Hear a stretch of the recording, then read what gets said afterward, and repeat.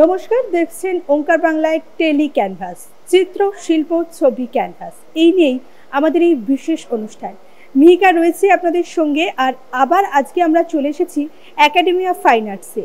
এই মুহূর্তে আমরা দাঁড়িয়ে রয়েছে একাডেমি অফ ফাইন আর্টসের সেন্ট্রাল গ্যালারিতে। এখানে চলছে একজন শিল্পী যাদের নাম হচ্ছে প্রান্তিক গ্রুপ অফ আর্টিস্ট, তাদের একটা বিশেষ চিত্র প্রদর্শনী।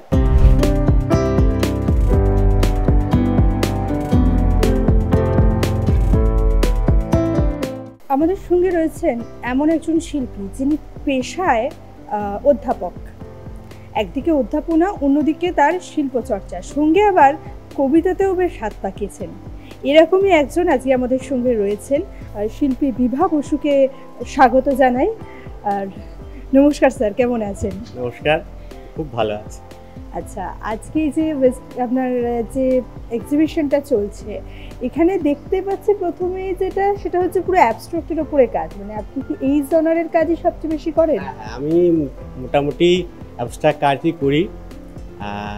আমার লেখালেখি যেটা বললে, কবিতা তার সঙ্গে যায় ভালো। আঁকাআঁকি, সমস্ত আঁকাআঁকি তো পোয়েট্রি, কবিতা। কারণ আমাদের অলঙ্কার শাস্ত্র আছে, সেই অলঙ্কার শাস্ত্রে বলা হয়েছে যে সমস্ত আর্ট ফর্মই হচ্ছে কবিতা। তার মূল দুটো ভাগ, একটা হচ্ছে দৃশ্যকাব্য আর একটা হচ্ছে শ্রব্যকাব্য। তা আমরা এটা দৃশ্যকাব্যের মধ্যে পড়ে, আর অন্যান্য যেগুলো গান শুনি, কবিতা শুনি, এগুলো শ্রব্যকাব্যের মধ্যে পড়ে। ফলে সবই কাব্য, সবই কবিতা। আর কবিতা যখন হয়, আমি কালকেও বলছিলাম একজনকে এরকম, যে আমরা যখন কিছু দেখি, কোনো দৃশ্য, কোনো ঘটনা আমরা যখন দেখি, তখন সেটা আমার বোধ বুদ্ধিতে আমি বিচার করি। সেটা বোধ বুদ্ধিতে বিচার করার ফলে হচ্ছে কি, আমার মধ্যে যে প্রবেশ করছে, আমার মননে প্রবেশ করছে, আমার গভীরে ঢুকছে, সে কিন্তু আর ঠিক ওই বাস্তব যেটা দেখছি আমি সেটা থাকছে না। আমরা জানেন, অ্যারিস্টটল একই কথা বলেছেন যে মানুষ বা শিল্পী বা কবিরা অনুকরণ করেন, শিল্পের মানে প্রকৃতির অনুকরণ করেন, কিন্তু একদম ঠিক যা যা আছে হুবহু সেরকম করেন না। স্বভাবত সেই কথাটার মধ্যে কিন্তু রয়েছে, যখন আমরা কোনো দৃশ্যকে দেখি, আমাদের মনের মধ্যে একটা নতুন জগৎ তৈরি হয়। আবার একটা জিনিস আছে যে আমি কোন মিডিয়ামে সেটা প্রকাশ করছি, সেই মিডিয়ামে আমার কতটা দক্ষতা আছে, সেই আমি রঙে করছি না তুলিতে করছি না কলমে করছি, এই ব্যাপারগুলো ক্রিয়েট করে। ফলে তাতে আমার কতটা দক্ষতা, সব কিছু মিলে আমি যা দেখছি, সেই দেখাটা আর আমি যা প্রকাশ করছি, সেই প্রকাশ করাটার মধ্যে একটা অনেক ডিফারেন্স থেকে যায়। স্বভাবতই সমস্ত শিল্পই, সে কবিতা হোক, আর্ট হোক, বা আমরা যাকে বলি রিয়েলিস্টিক কাজ বলি, সেগুলো কিন্তু অবিকল প্রকৃতির নয়। সবগুলোর মধ্যে একটা আমাদের বিমূর্ততা রয়েছে, কারণ সেখানে আর্টিস্টের বা কবির বা শিল্পীর মন জুড়ে রয়েছে। হয়তো রং সব কিছু ঠিকঠাক আছে, রংটা একটু পাল্টে দিলেন, সবুজ রংটা একটা হালকা ফিকে রং হয়ে গেল, তাই না? তাহলে সমস্ত কাজই আসলে অ্যাবস্ট্রাক্ট কাজ। এমনকি আমরা যেটা দেখছি, সূর্যটা দেখছি, আমরা 8 মিনিট পরে দেখছি, তাই না? তাহলে অরিজিনাল সূর্য কিন্তু আমরা কেউ দেখতে পাই না। তার একটা প্রতীক বা তার একটা চিত্রকল্প আমাদের মধ্যে। এই যে আপনার দৃশ্য কাব্য এবং শ্রব্য কাব্য, এই দুটোর চর্চা শুরু, দুটোর কোথাও গিয়ে দুটোকে মেলবন্ধন করে ফেলা এবং তার মধ্যে দিয়ে বিমূর্তকে ফুটিয়ে তোলা, এই পুরো গল্পটা কিভাবে হলো? এটা বলতে গেলে বলতে হবে যে আমি আসলে বলতে পারবো না, কারণ এত ছোটোবেলা থেকে ব্যাপারটা হয়েছে। বিশেষ করে কবিতা লেখাটা আমি যখন ক্লাস 2-3-তে পড়ি, তখন থেকে লেখালেখিটা চালু হয়েছে, কবিতা লিখি। তারপরে একটু বড় হই, যখন 6-7-এ পড়ি, তখন পত্রিকা করেছি, বন্ধুবান্ধবকে নিয়ে। প্রথমে ওয়াল ম্যাগাজিন, তারপরে হাতে লেখা, তারপরে ছাপানো পত্রিকা। এই করতে করতে কবে বড় হয়ে গেছি। আর এর মাঝখানেই ওই আমার কাজগুলো দেখবেন, এই যে কাজগুলো দেখছেন, এগুলো কালি তুলি দিয়ে কাজ, মূলত কালির কাজ। এটা আমার প্রাণের জিনিস। মানে ছোটোবেলা থেকে, যেহেতু আমি এই বাবা মা আঁকতে দিতেন না, কারণ আমাদের সময় এখন যেমন আপনাদের সময় এখন যেমন চর্চাটা খুব সবার মধ্যে হয়ে গেছে, বাবা মারাই ছেলেমেয়েকে আঁকতে পাঠান, আমাদের সময় এটা ছিল না। আমাদের সময় আঁকাআঁকি করাটা হচ্ছে এক সময়ের অপচয়, ঠিক আছে? বাবা পিটিয়ে বলতেন যে আঁকাআঁকি লেখালেখিগুলো করবে পড়াশোনা করার পরে, বা যখন চাকরি বাকরি পাবে তারপরে করবে। সেটা তো সম্ভব না। সেই জন্য লুকিয়ে চুরিয়ে করতাম। আর এবং ওই আমাদের কালি থাকতো, নীল কালি, লাল কালি, আর বাবার কাছ থেকে, বাবা শিক্ষক ছিলেন, মানে তার কাছ থেকে লাল কালি নিতাম, আর আমাদের কাছে নীল কালি, কালো কালি, এইগুলো মিক্স করেই আমার প্রথম ছবি আঁকা শুরু হতো। সেই জন্য আমি এই কালির কাজে আমি খুব আনন্দ পাই, তখন থেকে শুরু হয়েছে। যদি বলি এর মাঝখানে কমার্শিয়াল কোনো কাজ করিনি, ওই শখের কাজ করেছি, খাতায় ডায়েরিতে এঁকেছি, কিন্তু এভাবে ক্যানভাসে করতে হবে বা বড় কাগজে করতে হবে এরকম হয়নি। ছোট ছোট কাগজে করতাম, পোস্টকার্ড সাইজে। তারপরে একদিন আমার আর্টিস্ট এক বন্ধু, তিনি বললেন যে এগুলোকে ক্যানভাসে করতে হবে, না হলে কেউ পাত্তা দেবে না। তারপরে আজ তা প্রায় 15 বছরের মতো হয়ে গেছে যে আমি ক্যানভাসে কাজ করছি বা বড় কাজগুলো করছি। শিল্পী জীবনের এমন কোনো মাইলস্টোন আছে যে সময়টা থেকে কাজ সম্পর্কে ধারণা অনেকখানি পাল্টে গেল, বা কাজটা হঠাৎ করে অন্যরকম হয়ে গেল, বা হুট করে ফোকাসে কাজটা এলো, এরকম কোনো ঘটনা আছে? না, আমি তো সেটা বললাম যে আসলে জন্মের পরের থেকেই প্রায়, মানে আমার যখন বোধ হয়েছে ক্লাস 2-3-তে তো কোনো সেই অর্থে তো কোনো বোধ আসার কথা না। আমরা ক্লাসের বইগুলো থেকে কবিতা পড়তাম, ছড়া পড়তাম, সেটার অনুকরণ করে লিখতাম। এবার লিখতে লিখতে লিখতে লিখতে বড় হয়েছি। তারপরে বললাম যে সেই ছোটোবেলায় 6-7-এ পত্রিকা বের করেছি। ফলে আমার আর মানে আচমকা কাউকে দেখে অনুপ্রাণিত হয়ে এটা বলা যায়, মানে আমি বলতে পারি না। অনেকে জিজ্ঞেস করে কীভাবে শুরু করলেন। আসলে আমি শুরুর মধ্যেই ছিলাম, শুরুর মধ্যেই বিকাশ হয়েছে। ফলে আমার একটা সুবিধা হয়েছে, আমি নানা রকমের মিডিয়ার মধ্যে, যেহেতু অনেক দিন, আমার বয়স আজ প্রায় 55 বছরের মতো, কিন্তু আমার লেখালেখির বয়স 45 বছর, ঠিক আছে, শিল্পচর্চার বয়স 45 বছর। ফলে আলাদা করে আর কিছু হওয়ার মানে আচমকা কিছু হয়নি, যেটা স্বাভাবিক হবার সেটাই হয়েছে। এটা করতে গিয়ে আমার একটা সুবিধা হয়েছে, নানা মিডিয়া নিয়ে আমি কাজ করতে পেরেছি। এখন আপনাকে বললাম যে এখন আমি মাটি দিয়ে কাজ করছি, একদমই নতুন, আমি শিক্ষানবিশ এখনও, কিন্তু কাজ করছি মাটির কাজ, ঠিক আছে। এর মধ্যে রিসেন্টলি আবার ওই কী বলে রেজিন নিয়ে কাজ করা শুরু করেছি। এবার মিডিয়ামটা আমি পাল্টাচ্ছি, এবার নানা রকম মিডিয়ামের মধ্যে কাজ করতে গিয়ে যেটা আমি আবিষ্কার করি, যেটা মানে বলার মতো, ফটোগ্রাফি, এই সমস্ত মিলিয়ে এগুলো যদি আপনার মোটামুটি দক্ষতা তৈরি হয়, তখন যে একটা অন্য রকম কিছু তৈরি হয় যার সঙ্গে আর কারো তুলনা করা চলে না। ফলে আপনি যখন ফটোগ্রাফার, তখন আপনি ছবি আঁকতে যাবেন, আপনার মধ্যে মানে ফ্রেম নিয়ে একটা দারুণ একটা ব্যাপার থাকে, যে ফটোগ্রাফার যখন ছবি আঁকে তার আর কিছু ভালো হোক আর না হোক, তার ফ্রেমিংটা খুব চমৎকার হয়। এইটা হয়েছে নানা মিডিয়াতে কাজ করতে গিয়ে আমার এই ব্যাপারটা হয়েছে যে আমি নানা মিডিয়ামগুলোকে মিক্সড করে এটা নতুন কিছু করতে পেরেছি। বেশ অনেকখানি গল্প শুনলাম, তবে এবার আসল গল্প শুনবো। মানে আপনার এই যে অসাধারণ সৃষ্টি, কিছু দৃশ্য কাব্য, প্রত্যেকটার পেছনে তো আলাদা আলাদা গল্প থাকে। এবার আমরা একটা একটা ছবির গল্প শুনবো। সত্যি কথা বলতে কি, ছবির তো ব্যাখ্যা হয় না, কোনো শিল্পেরই ব্যাখ্যা হয় না। আমি যখনই একটা কবিতার একটা মানে বলে দেব বা একটা ছবির একটা মানে বলে দেওয়ার চেষ্টা করব, প্রথমত যারা শ্রোতা তারা যদি সেটা শোনেন তাহলে তার বাইরে আর বেরোতে পারবে না। যখনই কোনো ছবির আমি ব্যাখ্যা করব, তার মধ্যে যে এটা ডাইমেনশন, প্রচুর ডাইমেনশন ছিল, আপনি যখনই দেখবেন আপনি আপনার মতো করে বিচার করবেন। কিন্তু আমি যখনই এটাকে আপনার কাছে বিশ্লেষণ করে দেব, তখনই আপনি ওইটা জায়গায় ফিক্সড হয়ে যাবেন। সেই জন্য কোনো শিল্পে যদি কখনো ব্যাখ্যা করি আমরা, তাহলে সেই শিল্পের মৃত্যু হয়, এটা কিন্তু একটা ব্যাপার। তাহলে যেমন রবীন্দ্রনাথ তার অনেক কবিতা নিজে ব্যাখ্যা করে দিয়েছেন, তারপরে আমরা নতুন করে কিছু ভাবতে পারি।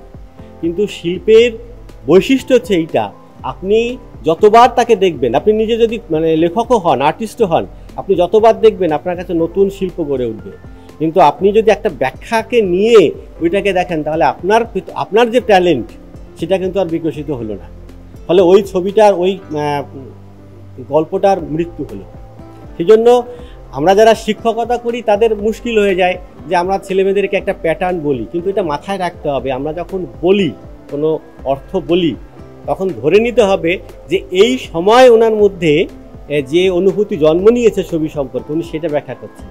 এই জন্য একটা নিশ্চয়ই কথা শুনেছেন যে লেখকের মৃত্যু, পাঠকের জন্ম, তাই না? তার মানে হচ্ছে কি, আমি যতক্ষণ ছবি আঁকছি, যতক্ষণ আমি কবিতা লিখছি, ততক্ষণ আমি কবি, ততক্ষণ আমি শিল্পী। কিন্তু ওটা হয়ে গেল যখন, ব্যাস আমি আর কিন্তু কবি থাকলাম না, আমি কিন্তু আর শিল্পী থাকলাম না। আমি তখন হয়ে গেলাম একজন দর্শক। তখন আমি কি করে ব্যাখ্যা করবো, আমি নিজের মধ্যে ব্যাখ্যা করতে থাকি, আচ্ছা ছবিটা তাহলে এইটাই। কিন্তু আমার মনে হয় না কোনো প্রকৃত শিল্পী বলতে পারেন যে আমি কি এঁকেছি। আমি ব্যাখ্যা করতে গেলেই বললাম যে ওটাকে বেঁধে দেওয়া হলো। ফলে আমি এখন যদি এই ছবিগুলো ব্যাখ্যা করি, তাহলে আমি এখন যেটা মনে করছি আমি তখন সেটাই বলবো। এটার যে একদম পারফেক্ট এই মানে বা এই ভেবে আমি এঁকেছি সেটা নয়। আর আমার ছবি দেখবেন আপনি, আমি কিন্তু কোনো পরিকল্পনা করে আমার ছবি আসে না, আমার কবিতাও আসে না। একটা শুরু হয়, সেই শুরুটাই আমাকে আস্তে আস্তে আস্তে আস্তে আস্তে এগিয়ে নিয়ে যায়, এবং কি শেষ করতে হবে তাও আমার ওই প্রথম রেখাটাই নির্দেশ করে দেয়। কোন রং ব্যবহার করব, কোন ভাবে আমি ছবিটা আঁকবো, এটা কিন্তু আমি কিচ্ছু পরিকল্পনা করে করি না।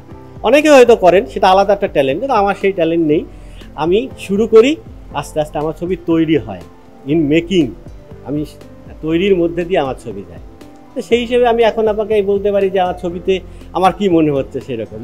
যেমন এটা অ্যাক্রিলিকে আঁকা আছে, এই দুটো ছবি আছে অ্যাক্রিলিকে, আর বাদ সমস্তগুলো আপনার ইঙ্কে আঁকা, নানা রকমের ইঙ্কে ব্যবহার করা হয়েছে।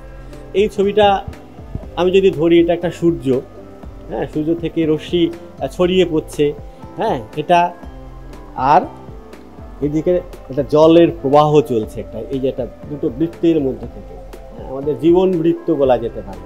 হ্যাঁ, দেখুন আমার এই সিরিজটা, এই প্রদর্শনীর মূল বৈশিষ্ট্য যে রেখা, প্রতিটা ছবির মধ্যে কিন্তু রেখা রয়েছে। হ্যাঁ, রেখা দিয়েই কিন্তু আমার এইটাকে আমি ভরাতে চেয়েছি। এটা যে পরিকল্পিত করে কিছু হয়েছে সেটা নয়, হয়ে গেছে। হ্যাঁ, যেমন এই দেখুন, এখানটায় অজস্র রেখা, যেন আমরা হয় না যে এই যে আমি ওখানে ছিলাম, ওখান থেকে এখানে এলাম, আপনি এখানে ছিলেন, এখান থেকে এখানে এলেন, এই যে আমরা প্রতি মুহূর্তে সরে যাচ্ছি, এটা রেখা তৈরি হচ্ছে না আমাদের একটা মুভমেন্ট থেকে আর একটা মুভমেন্টের মধ্যে যে রেখা রয়েছে। তো এই রেখাগুলোই যেন আমাদের পৃথিবীকে তৈরি করছে। হ্যাঁ, অজস্র রেখার মধ্যে দিয়ে কিছু মুখ ফুটে উঠছে, তাই না? যে মুখগুলো আমি এটা আরও ধরতে পারি, এই একটা পাখি আছে, এই কিছু মানুষ যেন মাঠের মধ্যে শুয়ে আছে, সবাই আকাশের দিকে তাকিয়ে রয়েছে, অজস্র মানুষ, বিস্ময়ে চোখ বিস্ফারিত হয়ে গেছে, এটা আপনি ধরতে পারেন। এইটা আচ্ছা, একটা প্রশ্ন, এটা কি মিক্সড মিডিয়ার কাজ আছে? মানে কোথাও গিয়ে যেন মনে হচ্ছে একটু প্যাস্টেল স্ট্রোক দেখতে না, এটা কালি, এটা অনেক রকমের কালি আছে। কোথাও এটা চাইনিজ ইঙ্কের মতো কালি, ইন্ডিয়ান ইঙ্ক ব্যবহার করা হয়েছে। আর এইগুলো অনেক সময় না আমি ব্যবহার করেছি আপনার ওই আমাদের যে পার্মানেন্ট ইঙ্ক, সেই পার্মানেন্ট ইঙ্ক ব্যবহার করেছি অনেক সময়। তার মধ্যে এই ধরনের একটা এফেক্ট আছে। অনেক সময় হলুদ রং পাওয়া যায় না, তো সেইগুলো ব্যবহার করেছি, মিক্সড কিছুই ব্যবহার করা হয়নি, সবই কালি আছে। স্ট্রোকগুলো এতটা সুন্দর হয়েছে, দূর থেকে মনে হচ্ছে বেশ মিক্সড মিডিয়ার কাজ, আরো যেন একটা সুন্দর ডেপথ তৈরি করেছে ছবির মধ্যে। হ্যাঁ, আর এইটা সেই একই রকমের, দেখুন ওটার মধ্যে হলুদের একটা প্রকোপ ছিল। এই ছবিগুলো কিন্তু, এই চারটে ছবি আঁকা কিন্তু ব্রাউন পেপারের উপরে, পেপারটা ব্রাউন পেপার, ওটার মধ্যে দেখুন ব্রাউন পেপার রয়েছে, ব্রাউন পেপারের উপরে লাল, কালো, হলুদ এই রং মানে পেনগুলো ব্যবহার করেছে বা কালিগুলো ব্যবহার করা হয়েছে। এটার মধ্যে একটু খেয়াল করুন, যে আমি যদি খুঁজি, অনেকগুলো মানুষ আছে। এই আমার মানে প্রকৃতি আমার ছবির মধ্যে একটা বড় বিষয়। এই যে একটা মানুষের ছবি, হ্যাঁ, একটা মুখ আছে, এইটাতে দেখুন, যদি আমি ভাবি এখানে একটা মানুষ রয়েছে, হ্যাঁ, এই একটা মানুষ যেন রয়েছে, এই সব পাখি, মানে আভাস, মানে তৈরি হওয়ার আভাস রয়েছে, কিন্তু তৈরি হয়নি, যেটা বিমূর্ততার একটা প্রধান শর্ত, যে পরিপূর্ণতা পাবে না। কবিতারও তো সেই রকম, কিছুটা ব্যাখ্যা থাকবে, কিছুটা ব্যাখ্যা থাকবে না, নতুনভাবে একটা ফরম্যাট গড়ে উঠবে। এইখানটাতেও সেই একই রকমভাবে, এই আমি যদি এটাকে ধরি, একটা ফিগার, একটা কোনো পশু, হ্যাঁ, কোনো একটা প্রাণী, সে ঘাস খাচ্ছে, হ্যাঁ, আমি ধরে নেই, কিন্তু মাথায় রাখবেন যে আমার কাছে মানে বিমূর্ততা যেহেতু প্রধান, আমার কাছে কিন্তু আলো ছায়ার খেলাটাই হচ্ছে আসল।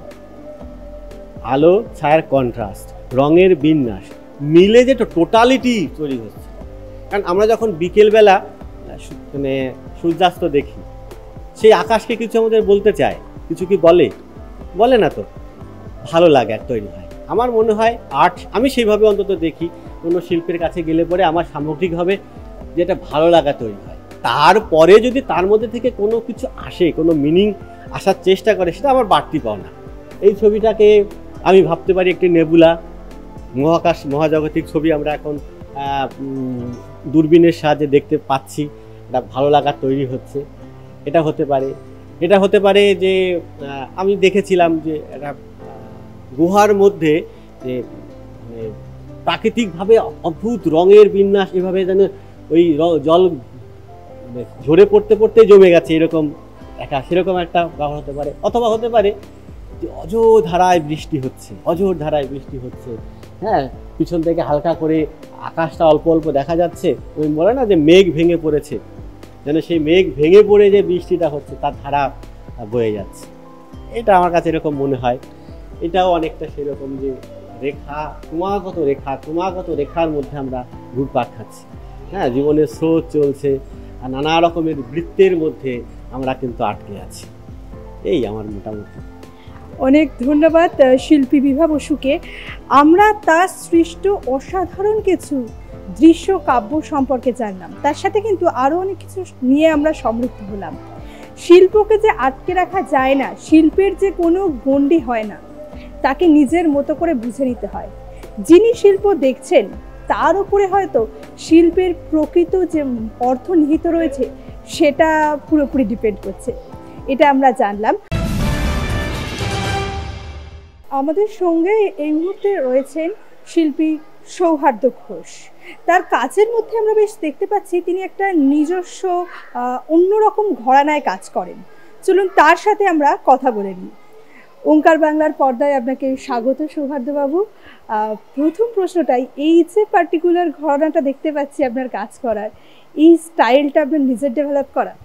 এটা হ্যাঁ, নিজেরই ডেভেলপ করা। এটা অ্যাকচুয়ালি এই ছাগল যেটা দেখছেন বিভিন্ন রকম বিভিন্ন মাত্রায়, আমি নিজে এক গ্রামের ছেলে ছিলাম, এখন ছোটোবেলায় বাবার কর্মসূত্রে আমরা শহরে চলে আসি, যার ফলে ছাগলের সেই গ্রাম্য পরিবেশটা আমি খুঁজে পাই অনেক, কিন্তু অনেকটা বিলুপ্ত হয়ে যাচ্ছে যেহেতু আমার চোখের সামনে পড়ে না। এবার আমি চেষ্টা করি ছাগলটাকে আমার সাবজেক্ট হিসাবেই বাছাই, এবার বিভিন্ন রূপে বিভিন্নভাবে টেকনিকে আমি করার চেষ্টা করি। আর ছাগলটাকে আমি বেছে নিয়েছি তার একটাই কারণ হচ্ছে যে আমরা ছাগলকে সাধারণত নিষ্ক্রিয় জীব হিসাবে ধরে রাখি। যেমন ধরুন, আমরা কাউকে কোনো বকাঝকা করলে বলে এই ছাগল ওম করছিস কেন, তাকে আমরা বাঘসিংহ বলি না কেন? বাঘসিংহ হচ্ছে উচ্চ প্রাণী, কিন্তু ছাগল হচ্ছে নিষ্ক্রিয় প্রাণী এবং বলির পাঠা। সব কিছুতেই ছাগলকে বলির পাঠা হিসেবে ধরা হয়। যেমন এখানে দেখুন একটা ছবি আছে, এক মুসলিম সম্প্রদায় সংখ্যালঘু, আর এখানে ছাগল। তা আমরা ছাগলকে যখন নিষ্ক্রিয়ভাবে একটা আলাদাভাবে দেখি, আর এনাদেরকেও সেই একইভাবে আমরা দেখছি, কিন্তু আমরা ছবির মধ্যে সবাই একসঙ্গে থাকার চেষ্টা করছি। আমরা একজন হিন্দু, তা আমরা ওটা বিভেদতে চাইছি না। আর এখানে ছাগলের বিভিন্ন রকম সম্পর্ক ছবি আছে, বিভিন্নভাবে সেটা তুলে ধরার চেষ্টা করেছি। আমি আমার ভাষায় অন্যরকমভাবে ধরছি, দর্শক তার ভাষায় অন্যরকমভাবে ধরতে পারে। আচ্ছা, একটা প্রশ্ন করি, বেশ কিছু দেখে কোনোভাবে কি পটচিত্র থেকে আপনি একটু ইন্সপায়ার্ড? না, এটা আমি আমার টোটাল নিজের চিন্তা ভাবনা। বিভিন্ন ছবি দেখুন সব অন্যরকমভাবে, অন্যরকম স্টাইলে, কোনোটা জিওমেট্রিক ফর্ম, কোনোটা আবার একটু রিয়ালিস্টিক ধরনের, কোনোটা একটু মানে হাস্যকৌতুকভাবে, এরকম হচ্ছে, কিন্তু প্রত্যেকটার মধ্যে ছাগলের ফর্মটা রাখা আছে। এই যে আপনার কাজগুলো দেখলাম, বেশিরভাগই দেখছি অ্যাক্রিলিকের ওপরে কাজ, তো আপনি মোটামুটি এই মিডিয়ামেই কাজ করে থাকেন না ভ্যারাইটিস মিডিয়াম? আগে একচেটিয়া অয়েল করতাম, লকডাউনের পর থেকে আমি অ্যাক্রিলিকটাকে বেছে নিয়েছি। আবার দেখা যাচ্ছে পরে আমি আবার অয়েলে ফিরতে পারি। আর পেন্সিল স্কেচ, চারকোল এগুলো তো করি, কিন্তু এগুলো কম এগুলো করি, কিন্তু এইগুলোই আমি করছি বেশিরভাগ। আর বেসিক্যালি কোন জনারের উপর, মানে কোন বিষয়ের উপর? এখানে যেমন দেখতে পাচ্ছি ছাগলটাই মেন সাবজেক্ট এই প্রদর্শনীতে, আর কি সাবজেক্টের উপর কাজ? না, আমি কলেজ লাইফ থেকে আগোড়া এই ছাগল নিয়ে রিসার্চ করছি। আগামী দিনে যদি ছবি আঁকতে পারি, ছাগলের উপরেই ছবি দেখতে পারবেন, সেটা হয়তো অন্যভাবে, অন্য আঙিনায়। ছাগল নিয়ে আমি থাকবো, এটা চিন্তা ভাবনা করেছি। এখান থেকে বেরোবো না। ছাগলের অনেক ফর্ম আছে যেটা আমরা জানি না, সেটাকে রাখার চেষ্টা করছি। কখনো কি এরকম হয়েছে কোনো অডিয়েন্সরা দেখতে এসে, দর্শকেরা, তারা আপনাকে প্রশ্ন করেছে যে আপনি ছাগল নিয়ে এত অবসেসড কেন? না, সেরকম জিজ্ঞাসা করেনি, আবার কেউ কেউ করেছে। এবার আমার একটাই কথাই ভালো লাগে, কারণ ছাগলের মধ্যে দেখবেন একটা চাঞ্চল্য ভাব, একটা রাগ বিতৃষ্ণা কিছু থাকে না। আপনি যতই তাকে রাগান না কেন, রাগে না। যখন রাগে তখন সে গুটিয়ে দেয়, একেবারে শিখে করে তুলে। তা এইটাই আমার খুব ভালো লাগে ছাগলের মধ্যে। সেরকম ছাগলটাকে আমার খুবই ভালো লাগে। আর সব কিছুতে এখন ছাগল তো বলির পাঠা, তো সেইটাকে নিয়েই চিন্তা ভাবনা করছি ছাগলটাকে তুলে ধরার। একটা একটু ব্যক্তিগত প্রশ্ন করি, এই যে আপনি ছাগলকে নিয়ে বারবার কথা বলছেন এবং সেখানে বলির পাঠা কথাটার বারবার ব্যবহার করতেন, ছোটবেলায় কি বন্ধুদের গ্রুপের মধ্যে সবাই মিলে দুষ্টুমি করে কোনোভাবে আপনাকে ফাঁসি দিতে এরকম কাণ্ড হতো? না, সেরকম কোনো কাণ্ড হয়নি, কারণ আমি দেখছি যে বিভিন্ন অনুষ্ঠানে বা বিভিন্ন কিছুতে পাঠা বলিটা হয়। এবার সেইখান থেকে হতে হতে আজকে বাস্তবে দেখবেন সেই পাঠা বলিটাই জিনিসটা চলে আসছে। আজকে দেখুন এই ছবিটার মধ্যে একটা অন্য মিনিংস আছে, যদি ওখানে যাওয়া যায় আমি বুঝিয়ে দিচ্ছি। এই ছবিটা দেখছেন যে একটা মানে ছাগল রূপ, এটা আমি ধরে নিই একটা মেয়ে, তারও একটা স্বপ্ন আছে যে আমি বড় হব, পড়াশোনা শিখবো, নিজে পায়ে দাঁড়াবো, একটা জায়গায় স্টাবলিশড হব, তারপরে বিয়ে শাদী চিন্তা। কিন্তু এখনকার বাবা মারা তারা চিন্তাভাবনা করে ছেলে মেয়েটাকে তাড়াতাড়ি বিয়ে দিয়ে এক সংসারে পাঠাবে, মানে তার সেই স্বপ্ন দেখা যে ডানাটা মেলছিল সেই ডানাটা কেটে দিয়ে তাকে সেই সংসারে মানে সেই বলির পাঠা করেই দিল। যার ফলে কী হচ্ছে, সে উচ্চশিক্ষিত হয়েও স্বপ্নটাকে স্বপ্নই থেকে যাচ্ছে এবং সেই সংসার ধর্মের মধ্যে তাকে মিলিন করে দিচ্ছে, কিন্তু আমরা চেষ্টা করেও তাকে সেখান থেকে আনতে পারছি না। এইরকমভাবে চিন্তাভাবনা করছি ছবি আঁকার মধ্যে যে নারীরাও আছে, হয়তো অনেক নারীরা রাগ করবে যে আমাকে ছাগলের রূপ দিয়েছে কেন, আজকে তারাই সব প্রত্যেকেই বলির পাঠার মতন হয়ে যাচ্ছে, মানে তাকে ইউজ করা হচ্ছে। তাহলে আপনি কিছু মনে করবেন না যে একটা কথা বললাম বলে। না, তবে এটা ঠিক যে ছাগলের উপরেও কিন্তু আমাদের অর্থনীতি অনেকখানি ডিপেন্ড করে থাকে, কিন্তু সেই গুরুত্বটা ছাগল একেবারে পায় না। একেবারেই পায় না। ওই যে বললাম, ওকে আমরা নিষ্ক্রিয় জীব হিসাবে মানে ছোটো থেকে খাওয়াচ্ছি, পড়াচ্ছি, বড় করছি, গিয়ে সেই তাকে কোনো একটা দোকানে গিয়ে বলি পাঠা হয়ে যাচ্ছে। তা আজকে ধরুন আমাদের কন্যা সন্তান বা মহিলারা ছোটোবেলা থেকে মানুষ করছে খুব যে উচ্চশিক্ষিত করার জন্য, কিন্তু এটা হচ্ছে জাস্ট বলছি যে হ্যাঁ উঁচু হয়ে দাঁড়া, পড়াশোনা কর, চাকরি কর, কিন্তু সেটা থেকে আমাকে সাকসেস করাতে পারছি? আমরা যতই বলি না কেন, তাকে একটা সময় গিয়ে আমরা সেই শ্বশুরবাড়িতে পাঠাচ্ছি ঘর সংসার করার জন্য, মানে তার স্বপ্নটাকে আমরা মেরে দিচ্ছি, মানে সেই বলির পাঠা হিসেবে দাঁড়াচ্ছে। তো এটাকেই নিয়ে চিন্তাভাবনা করছি যে এটাও একটা মানে বার্তা, যাতে তারা আগামী দিনে আরও বড় হোক। আর এখনকার সমাজ যা হচ্ছে সেই মহিলাদের উপরে সব হয়তো বলির পাঠা হিসাবে মহিলাদের ইউজ করছে। আচ্ছা, সমাজের কথা উঠলো এবং আপনার প্রান্তিক জীবের মধ্যে দিয়ে প্রান্তিক মানুষের কথাও কিছুটা ছবিতে ফুটে উঠছে। এই মাঝখানে আর একটা প্রশ্ন করি, কলকাতায় শিল্পীদের কাছ থেকে একটা সমস্যার কথা আমরা সবসময় শুনি, সেটা হচ্ছে শিল্পীদের রোজগার বা কলকাতায় শিল্পের বাজার। এটা নিয়ে আপনার পার্সপেক্টিভটা একটু শুনি। এখানে শিল্পীদের বাজার কি বলবো, মানে খুবই নিম্ন, খুবই মানে মাটির সঙ্গে মিশিয়ে যাওয়ার মতো অবস্থা। এখন ছবি যারা ভালোবাসে ছবি আঁকে, তারা একটা অন্য চিন্তাভাবনা করে ছবি আঁকে। আপনি দেখুন এখন প্রচুর আর্টিস্ট বেরিয়েছে, তারা ছবিটাকে ভালোবাসে না, ছবিটাকে বিজনেস হিসেবে দেখছে। আজকে প্রচুর অর্গানাইজার আসছে, তারা মার্কেটটাকে এমনভাবে নষ্ট করছে যে মানে ম্যাক্সিমাম এখন আর্টিস্ট দেখা যায় তারা গুগল পেন্টিং হয়ে গেছে, মোবাইল দেখলেই ছবি, মোবাইল দেখে ছবি কপি করছে। এইটাই এখন প্রচুর হয়ে গেছে, এটা একটা বিজনেস টাইপের হয়েছে, যার ফলে যারা প্রকৃত দক্ষ শিল্পী, যোগ্য শিল্পী, তারা সেই জায়গাটা পাচ্ছে না। আজকে দেখুন আমরা এখানে আমাদের 12 জনের গ্রুপ, 12 জনের প্রত্যেকেই দক্ষ শিল্পী, এরা প্রত্যেক বছর একটা করে এই গ্রুপটাকে নিয়ে এগোচ্ছে, কিন্তু এখানে কোনো শিল্পী কোনো অর্গানাইজের সঙ্গে যুক্ত নয়, বা এই আমাদের এই গ্রুপটা প্রান্তিক গ্রুপ কোনো অর্গানাইজার নয়। আপনি দেখবেন যে এইরকম গ্রুপ এখন খুব কম, যারা মানে রেগুলার ছবি আঁকছে, কাজের মধ্যে আছে, তারা খুব কম।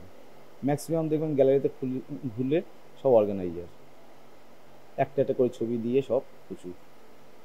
এইটাই হচ্ছে মার্কেটটাকে পুরো নষ্ট করে দিচ্ছে, আর যোগ্য শিল্পীদের সম্মান মান সবই নষ্ট হয়ে যাচ্ছে।